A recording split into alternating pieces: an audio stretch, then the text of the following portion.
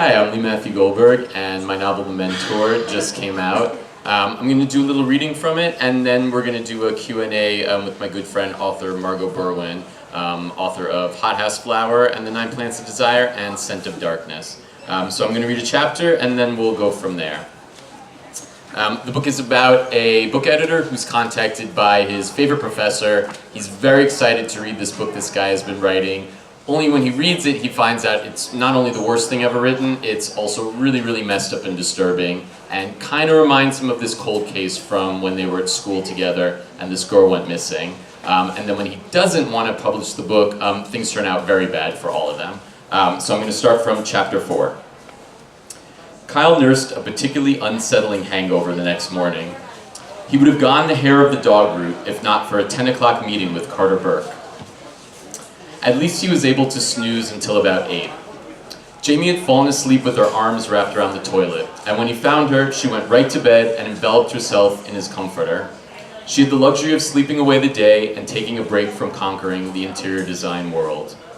On his way out of his apartment, he spied Devil's Hop Yard sitting on the dining room table. For a second, he'd forgotten that it was William's novel. The title alone sent an icy chill down his back. One of the last times he'd entered Devil's Hop Yard, he'd done enough drugs to think he was a wolf and found himself howling at a family of hikers, only to come down sometime around midnight, naked and covered in dirt, soon to be hospitalized for pneumonia. Devil's fucking Hop Yard, he said, shaking his head. He grabbed his keys and headed out. At Burke & Burke, he kept his aviators on in the elevator, dreading the moment he'd fully be exposed to light. 3 extra-strength Tylenols and an Alka-Seltzer had barely done their jobs. Amanda, the front desk girl, wagged a neon-green fingernail as the elevator doors opened. "It's 10:10, she said, pointing at the wall clock in case he didn't believe her. Carter Burke was a stickler for being on time.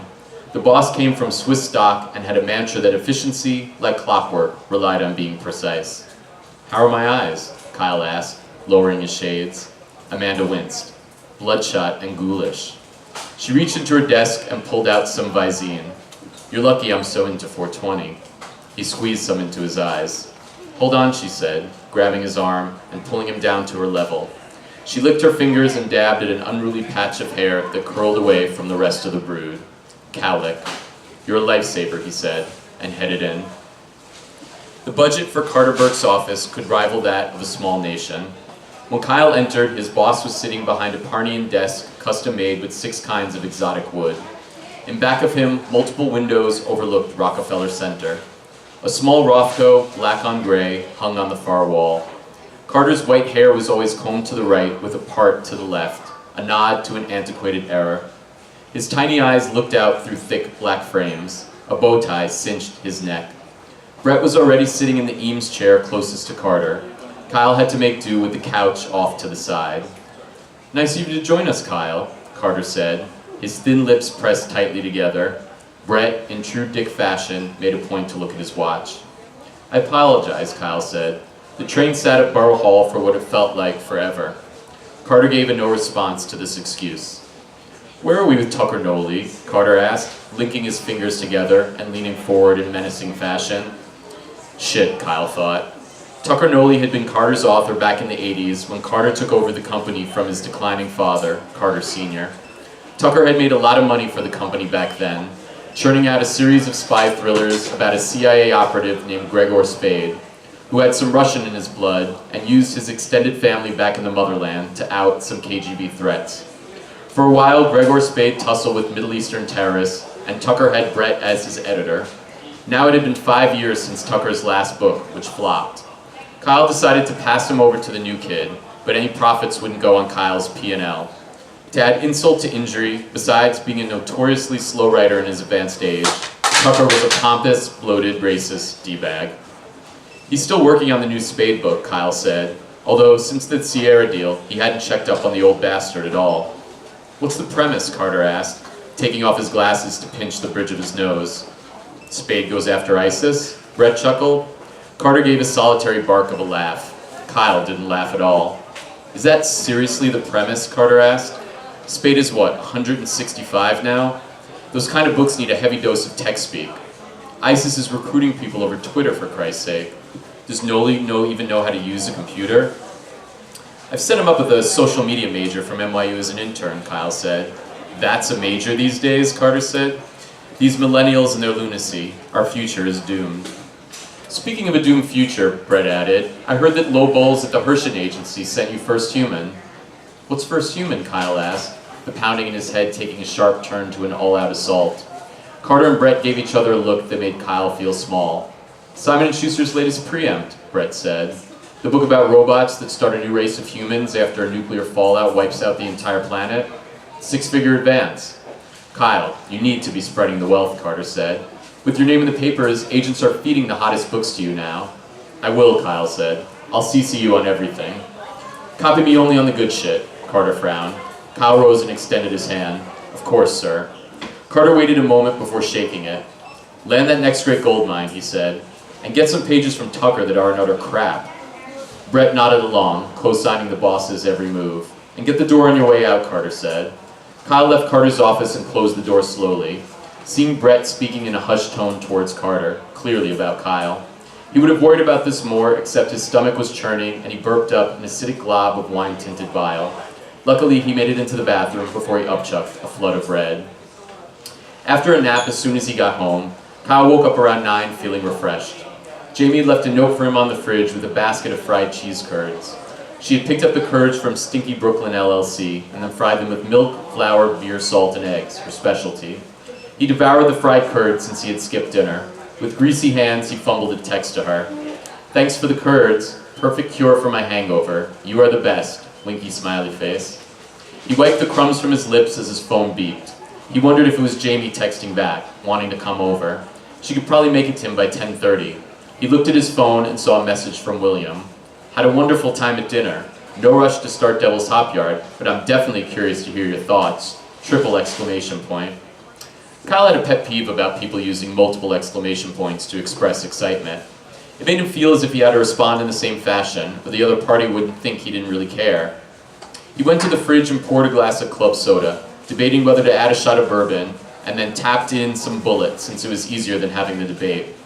When he went back to his phone, Jamie hadn't responded. She was usually quick with texts, so he decided he'd dig into Devil's Hop Yard. It was probably too late for her to trek over from the other end of the world anyway. He jotted a quick text back to William first.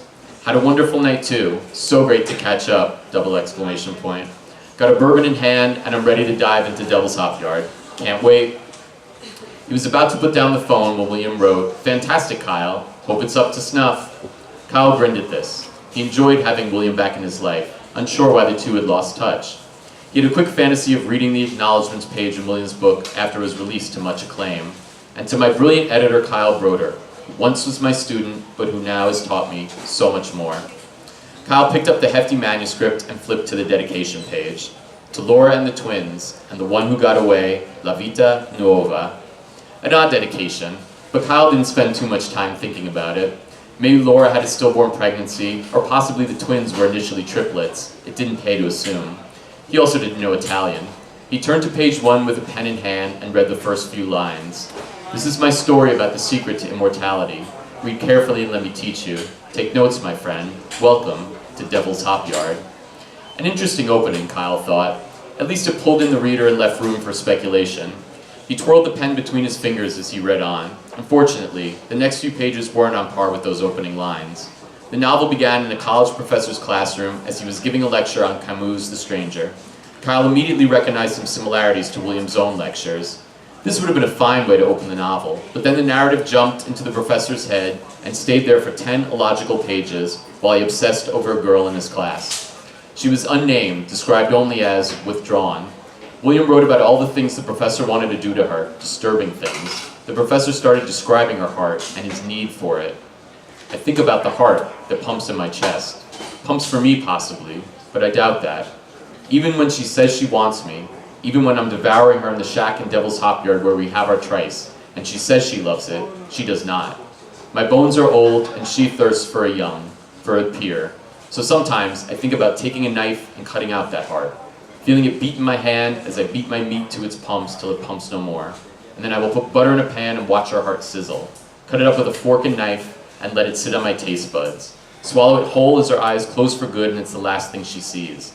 Wash it down with a bottle of red, red wine, the redder and bloodier, the better. Kyle put the manuscript down. The fried curds were gurgling in his stomach. Reading about cannibalism certainly didn't help. He stared at Devil's Hop Yard, wondering if it was a joke, although he didn't remember William having a weird sense of humor like that. He also wasn't sure why William would go through the trouble of pranking him, since he seemed genuinely proud and eager for Kyle to read his book. Maybe just the first pages were wonky, and then the real story would begin. Kyle decided to flip to a passage toward the end, and taste the flesh, and the flesh tastes like love, and the heart has been digested and beats inside of me now. It gives me power. I am powerful with their organ, and the body has been discarded and left to rot, and sometimes I dig it up for more and more and more. Kyle dropped the pages onto the table. He had a terrible taste on the back of his tongue. "What the fuck?" he said. He tossed back the bourbon and soda, got up, and poured another glass. His cell rang, spooking him. He wondered if it was William, and he had no idea what he'd say. "Oh sure, I'm reading your book, which is pretty fucking sick and twisted so far. Will the whole thing be about eating a girl's heart? All 100,000 pages?" He inched toward the phone and saw Jamie was calling. Thank God. "Hey," he said, picking up. "So you like the curds?" Jamie said coyly. The what? "Oh, yeah, they were really good." "You don't sound so convincing." She seemed a little disappointed. No, they were great. It's just that I started reading Devil's Hop Yard, William's book, and, like, it's really fucked up, really, really fucked up, and not well written, which makes it even worse." "How much did you read?" "I don't know, like 10 or so pages." 10 pages? Kyle, you have to give it more of a chance than that. 10 really bad pages. Kyle, he was your favorite professor. You need to read the whole thing. "I don't know if I can." "Well, then you shouldn't have told him you would," Jamie said. "You're stuck now. He's writing about eating a girl's heart." Jamie responded, but it sounded like static. "Jamie, you're breaking up." I just got home, Kyle. I'm headed into the elevator." "Oh, okay, well, I'll call you." "Read his book," Jamie said. "That's your homework for tonight." He could tell from her tone that there'd be no swaying how she felt. "I'll talk to you tomorrow," she said. The call ended. Kyle looked at the scattered pages on the table. He started gathering them up. There was a possibility that only the beginning and the part he turned to were the truly fucked up parts, but he had an uncomfortable premonition that the rest would be even worse. Still, Jamie was right. He had told William he'd read the manuscript, and he owed it to him to give it more than a few minutes of his time. Once the pages had all been sorted back together, he retreated to his bed, the manuscript like a heavy brick. He turned to where he'd left off. "And then I will put butter in a pan and watch our heart sizzle.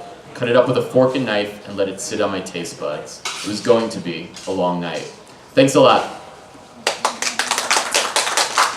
So now I'm going to have a Q&A with author Margot Berwin, again, author of the book Hothouse, Flower and the Nine Plants of Desire and Scent of Darkness. And then we'll open up the Q&A to the audience as well. So please welcome and join Margot Berwin. Hi, Margot. Hi, Lee. Good to see you again. You too. Thanks so much for doing this. So just a little background on Lee and I. We got our MFA together, and we've written a screenplay together, and done a podcast, and we hang out in the park and write together when we're not working. Yes, I mean, you knew of Central Park before, but I introduced you to the amazingness of writing in Central Park as well, and having it be your kind of pseudo office now too. Yeah, it's great. We're on the Great Lawn if anybody wants to come out and find us. Yeah, stop by anytime. We've got food, we've got wine. We're on the lawn. There you go, yeah. So I wanted to ask you first about your writing process. You're Sure. a pretty prolific writer. This is your second published book. You've done some television shows. You've written some screenplays. What's your day like? Because I know you work. So how do you fit all this in with your job and all that? Yeah, I mean, I'm a professor as well, but this last year I've just been writing, so it's actually been really great, and I can focus all my time to that. Yeah, and I have a pretty kind of regimented schedule. I wake up and I edit in the morning anything I've written the night before. I take a break, usually grab lunch, work out, and then I pretty much write from 1 to 5 every day. If it's nice out, I write in Central Park. If it's not, the library actually right across from Bryant Park I'm usually at, in Rosemain Reading Room. And pretty much for 4 hours straight, I go with whatever I'm working on at the time. Yeah, the city's really great for writers because there's lots of free, quiet places. Very true. Believe it or not, there are. Hotel lobbies, libraries. Yeah. I've written in the Ace Hotel in that lobby before as well. Really anything. I'm not so good in coffee shops because of like noises and chatter. Yeah. I don't Makes get the it whole too coffee hard. shop thing. No, that's not for me. Okay, so one of my pet peeves, and probably one of yours as a writer, is a lot of publishers will say, well, you should write what you know. Sure. But the thing is, writing what you know can be kind of boring, because one of the fun things about writing is doing research on different topics and learning new things. So how do you feel about writing what you know? Yeah, I completely agree. I mean, obviously some of what you know gets kind of pilfered into it, but I also, I mean, at this point I write thrillers, and it's really putting people in very dangerous situations and having them scramble to get their way out of it. And none of that I've experienced before in any way possible. So you do kind of have to draw from your imagination. No, Lee, I've seen you in some pretty shady I situations. mean, you know, but nothing like that happens in this book, I would say. No, that's And so, yeah, I just have a very vivid imagination. I've always had a very vivid imagination. I mean, growing up, I would play with my G.I. Joes and Transformers and create kind of scenarios and crazy things that would happen. And I think just as I got older, it's kind of, seeped into that as well. It's become cutting people's hearts out. Yes, yeah. The villain in this, I mean, the book was pitched to me from my editor as Cape Fear in the publishing world. So Cape Fear, which is a great movie with Robert De Niro in the 90s and with Gregory Peck in the 60s as well, has a very, very bad villain of a character. So my goal was to top that as much as possible. Anything that Robert De Niro did in Cape Fear, I wanted to take it really to the next level and kind of shock people a little bit with it too. So you like writing thriller and crime? I do. I mean, I'm working on a few other things now that aren't, and I feel like as a thriller writer, it helps, at least for myself, to have a break between thrillers, so you're not writing about people doing awful things to one another. So I have a book now that's a YA book that takes place in the 90s that's a lot more of a sweeter book. Well, I wanted to ask you, who have been your influences Sure. overall, like in the thriller genre? Yeah, I mean, I love Raymond Chandler. He's definitely a classic. He's great. I mean, he's more so detective fiction, but I feel like that has kind of seeped into my work as well. And this one, really, when I was writing it, I read pretty much all Stephen King, I would say, for the 9 months that it took me, I think, to write the first draft. And I had read a lot of kind of old Stephen King before, but not so much his newer stuff. So it was really catching up with a lot of his newer novels. He has that trilogy, Mr. Mercedes, and Finders Keepers. I read that, Revival. And then there was also this writer, Lou Berney, who I believe won the Edgar Award last year. I might be misquoting that. Anyway, he's a great writer, and his last book was a big inspiration too when I read it. Stephen King, I'm not a crime writer, but Stephen King wrote a book called On Writing, which Yeah. is one of my favorite books, and he says, when you're writing, write whatever you want, almost the whole page, write whatever you feel like writing, and just make sure that that last sentence makes you turn the page. And then you have a page turner. Yeah, he's very much a part of his kind of copy editing as well. And it makes sense, and it was something I actually thought about when I was writing too. You want people to turn the page as much as possible. And I know I'm guilty of, if I'm reading a book and it's not grabbing me, especially if it's a thriller which really has to grab you, Yeah. always kind of what's the point? And if those pages aren't turning, then it's not really doing its job. So my job was at the end of each page to really make you want to, just like with Stephen King, turn it. I use that with my books as well. Oh, yeah, And a nice. lot of people said, this is such a page turner. And I was like, thank you, Stephen. Right, yeah. And On Writing is really a brilliant book about the writing process. Oh, it's great. I think for all writers, for all readers too, because it's a lot about him as a reader as well. So I have a couple more questions Sure. for you. This book has a lot of different genres in it, actually. Did you create a book with different genres to appeal to different readers, or why did you do that? Yeah, I mean, for me, just a straight up thriller that doesn't have kind of a literary aspiration would have been a little boring for me to write, especially because the characters are a book editor and a professor, are the two main characters. So it's two people entrenched in the publishing world and the intellectual world. So I wanted it to have, because it was so much about books and the love of books, even in a very kind of obsessed, weird way, I wanted it to read as a literary book as well. And it just creates more of a challenge to the writer as well, to make the sentences not only move and are fast-paced, but beautiful as well, that it makes you kind of stop as you're reading it too. So would you consider yourself more of, when you're writing, do you consider the sound of one word next to another, or are you looking more at the story? I mean, that's a great question. I think, most important is story for myself, and even for things I pick up and read. If I'm not engaged in the plot, the sentences could be beautiful, but it's not enough for me. And there's some, I'm not going to say their names, but there's some great writers that are lauded and they do have beautiful sentences. But for me, for some reason, the plot isn't accelerating forward at enough of a level. I think that's true too. When I first started writing, I loved writers like Margot Berwin, where every single word is just perfect. Yeah. The books are very short because every word is perfect. There's nothing extraneous. Right. But as I've gotten older, I just love storytelling so much more at this point. I mean, I think also, we came from the same program, an MFA program at the New School, which was an amazing program, but it did kind of, veer more towards the aesthetics of writing as opposed to plot-based. So a lot of it was graduating from that and kind of learning, and I think screenwriting really helped, Maybe honestly. that's why we don't like word for word anymore, because of the New School. Possibly. I take it back. Maybe we got turned more toward plot because we got so much of the aesthetics of writing. But I think that's kind of, MFA programs in general, and maybe they've changed. We're about 10 years out of our MFA program, but I feel like, a lot of it really is about finding your voice and beautiful sentences, and that was a huge part, and I feel like I retained a lot of that from the program.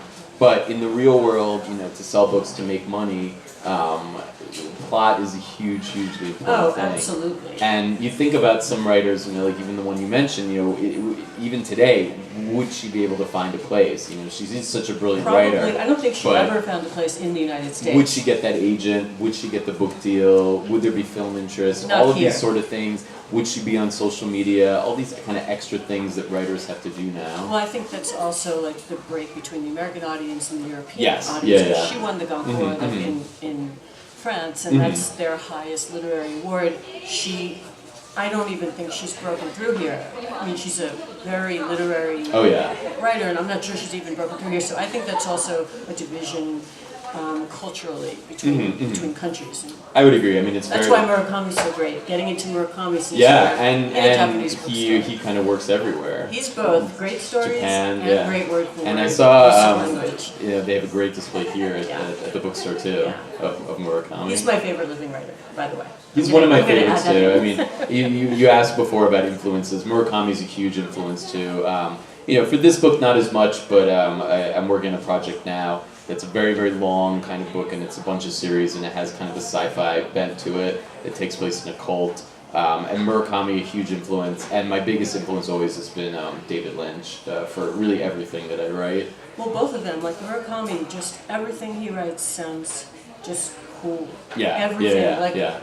I don't know how he maintains that tone. No matter what's happening in the story, the whole tone is just a very cool tone. It's not distant though, but it's just an awesome tone. It's just only him. Only he. Yeah, and I imagine. I mean, you and I were talking a little bit before about translation. That reading it, I'm sure in Japanese, you would gain so much more. Just like if you read, I wonder what it's like in Japanese. Gabriel Garcia Marquez in his native language, and really sort of any author. My book right now, it's coming out in France in the fall, so the translation was just finished. I don't speak French or read it, but I'm very curious to see from somebody who does and has read it in the US version as well, if it has sort of differences, if there's a different kind of feel to it than the American version. I wonder that too. And my book was translated into lots of languages, and you never know what they're saying. Have you ever read any or know enough to read from the translations? I mean, some of them, but there's Korean and right. There's 21 translations. I'll never know what they say, but sometimes the translators will call the author and ask what the meaning of a sentence is, because it has no meaning in their language. So they want a way of translating it. That's interesting. So they will call if they get stuck on a sentence. And I wanted to ask you, what's it like to write about? Another thing publishers are really big on is having protagonists or main characters that are likable. It's really annoying to writers because people, you know, in the world are likable, unlikable, horrible, Yeah. great, you know, but Multifaceted. publishers are like, make the main character likable because they feel that's more sellable. But it's hard for writers because it's actually more interesting to write about characters that aren't as likable. So how did you feel about writing your unlikable character? Yeah, I mean, I think that's a great point and something that I'm not sure that people who aren't writers don't quite understand about the publishing world. But yeah, likable is hugely important. My first book, Slow Down, which was picked up by a small press, we had a very hard time, you know, trying to get published, and we literally had an editor. I'm not going to name the publisher. It's not from my wonderful publisher, St. Martin's, but a different one. Who denied it because the main character was not a character that she wanted to marry. That was literally the rejection that we got. And in my eyes, I was like, no, he's not somebody, but that shouldn't be the reason. Obviously, you don't take the book. But likability is so important, especially when they're kind of, you know, pitching it within the house, you know, the publishing house as well. For me, I like characters that, you know, kind of blur the lines a little bit. I agree, and as a woman, it's extremely hard to write a female character that isn't likable and sell it.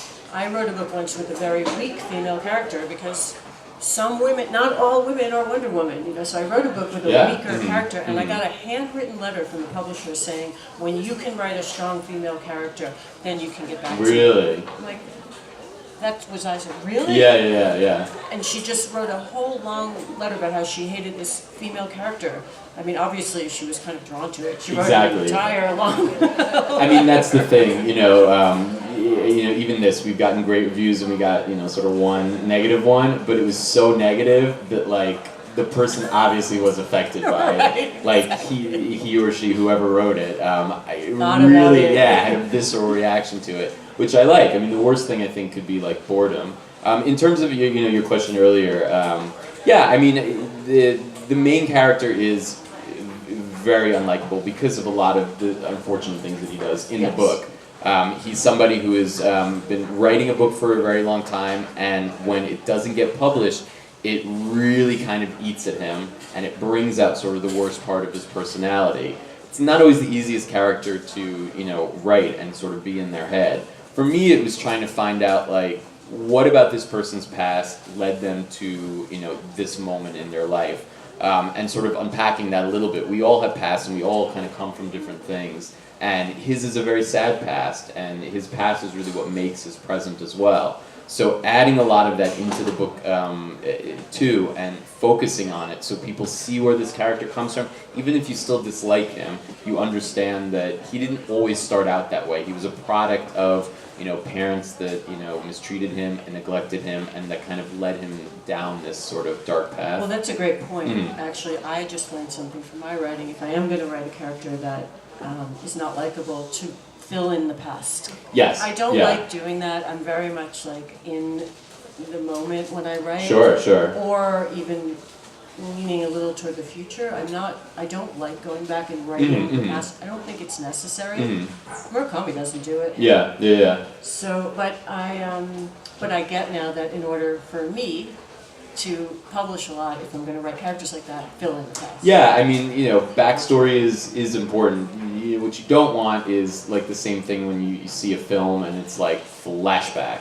You know, and it's so obvious. It's like, here's the person's past. This is what led them. So with The Mentor, I really tried to kind of, you know, filter it throughout the book as much as possible. Little moments sort of at the right time that had something to do with what the character was experiencing in present time, that brings you to a moment from their past that kind of illuminates why they're behaving in the way they do. And the same with the hero in the story. You know, he's multifaceted too. He's a good guy, but he's not a great guy. You know, there's things about him that might turn off people as well. Because on one hand, even though he's not the one, you know, causing all the chaos, he's drawn to the chaos that the villain is causing. Yes. And there's something about the idea, because he edits thrillers, about being in his own thriller that's very, very appealing to him.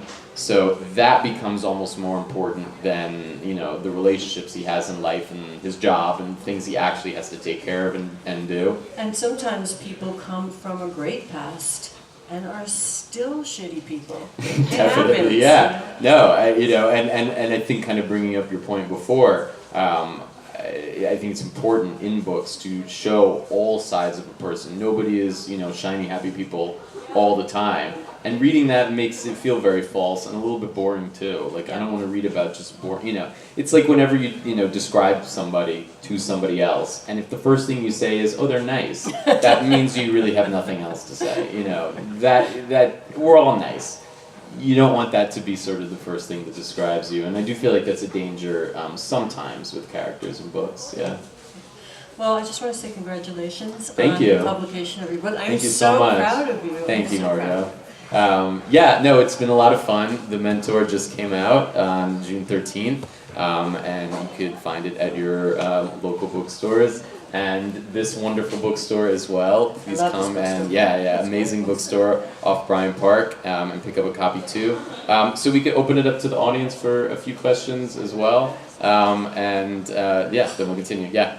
When you were writing the character of William, did you have anyone in mind? And as a second part of that question, Sure. For the three characters we've been introduced to in what you've read, if you were to cast them as actors or actresses in a movie, who would you envision? Great question. Right now the film hasn't been announced, but there's been sort of talk about development, so we have a few people attached, which is exciting. I definitely was thinking about people when I wrote it. I was thinking, I think he's a little old for the character right now, but I was imagining maybe Richard Gere about 10 to 15 years ago for the Mentor character. A rumpled version of him almost. Professorial, patches on his blazer. A very kind of classic, kind of windswept, gray hair kind of look. And for the other characters, I think the character of Kyle, the editor, not that it could happen, but if I had to kind of pick somebody who I think would be perfect, I think Ryan Gosling would be. I think he would be, because he's just a great actor, and I feel like he becomes whatever, actor he does. For the character Carter, who's the the senior publisher of the company, John Slattery from Mad Men, I think would make a great choice. For the character of Brett, I'm not sure if I thought of anybody. Anybody who could play like the, not over the hill, but slightly bitter coworker that you really dislike, I think would be a good fit for that. Absolutely. Jamie. Margot Robbie, I think would be amazing. And again, not that these things are going to happen, but if I could pick my dream cast, I think she's an amazing actress, and I think she would nail that. I think you could get Ryan Gosling if you got Margot Robbie first. That's, or vice versa. I feel like one gets attached, the other one as well. William, I don't know. It was hard for me to think of. You would need like a 55-year-old professorial type. I think the Richard Gere. Richard Gere, like put him in a time machine, take him back. I just saw him in Norman. I think he might fit in. Really? He's still. I feel like he still looks younger than his age. It's somebody, you can't have somebody on the cusp of retirement. It's somebody who's trying to get to be like the head of the department in the English department. I always with my books like to think about who would play them, because I'm obsessed with movies as well. Yeah. Has there been a mentor in your life that has really influenced you, other than authors? Right. Yeah, I think I had sort of a few throughout. The book, it's dedicated to my parents, who are both great mentors, so kind of to start with that. And they both my mom and dad love books, so books were always a part of, growing up and everything. I had an amazing high school teacher, his name is John Byrne, at Friends Seminary. He was a huge mentor, and a good one, unlike the one in this book. And there was a class that I was able to take my senior year where literally all we did was write a novel for a semester. So it was basically like someone was like, what would be your dream class when you're 17 to take? And I remember writing this really weird kind of David Lynchian book, and maybe wrote about 50 or so pages in the class, and then over the summer I sent him like the rest of it, and he would take notes and read. And it was the first time somebody really, I felt, took my work seriously, that there was somebody that sort of believed in it. And then, at the new school, we had so many amazing professors as well. Helen Schulman was my first teacher there, and I feel like she was really, really good at cutting some of my flowery prose and making it a lot more succinct. So yeah, I would say the two of them, absolutely. Any other questions? Okay, one that just came up to me Sure. as I was hearing it. If Kyle has, he's his favorite professor, William is his favorite professor. So how do you then explain how this guy who could be Kyle's favorite like that would end up being so depraved?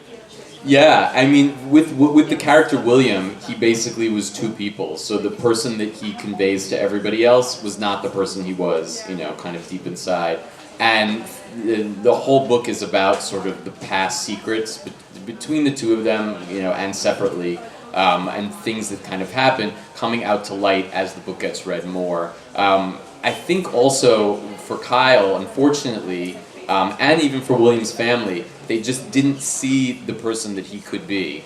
So it almost was like they pretended he was this perfect person, when in actuality, there was a lot of sort of darkness that existed. So I think for Kyle, it was very easy to pretend like it didn't happen.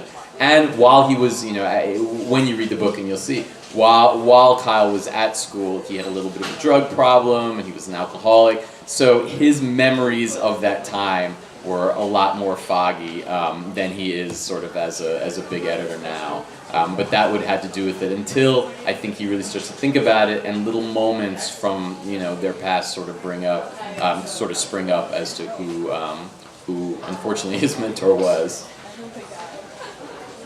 Any other questions, or if not, I guess we'll end it. Thank you so much to Kinokuniya Bookstore and for hosting, and to Margot Berwin as well. Please pick up her books as well, Hothouse Flower and Scent of Darkness. Thank you, Lee. Absolutely, and if you're interested in The Mentor, pick it up as well.